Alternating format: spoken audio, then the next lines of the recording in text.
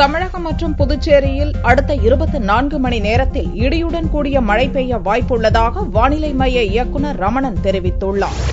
October முதல் வாரம் தொடங்கிய பிறகும் தமிழகத்தில் வெப்பத்தின் தாக்கம் கடுமையாகவே இருந்து வந்தது. இந்நிலையில் திங்கள் மற்றும் செவ்வாயன்று சென்னையில் ஒரு சில இடங்களிலும் தமிழகத்தின் ஒரு சில பகுதிகளிலும் லேசான மழை பெய்தது. இதுகுறித்து செய்தியாளர்களை சந்தித்த சென்னை வானிலை மைய இயக்குநர் ரமணன், ஆந்திராவை ஒட்டியுள்ள மத்திய மேற்கு வங்கக்கடல் பகுதியில் ஒரு மேலடுக்கு சுழற்சி நிலவுகிறது என்று தெரிவித்தார்.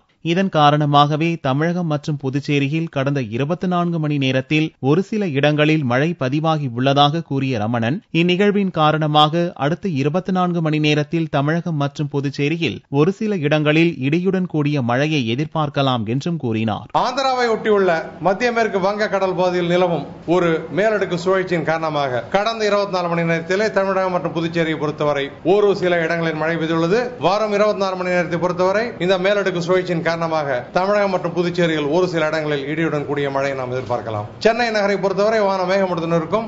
நகரின் சில பகுதியில் மழை வரும். கடந்த 24 மணி நேரத்தில் அதிகபட்சமாக 8 சென்டிமீட்டர் மழை மார்கண்ட கள்ளியில் பதிவாகி உள்ளது.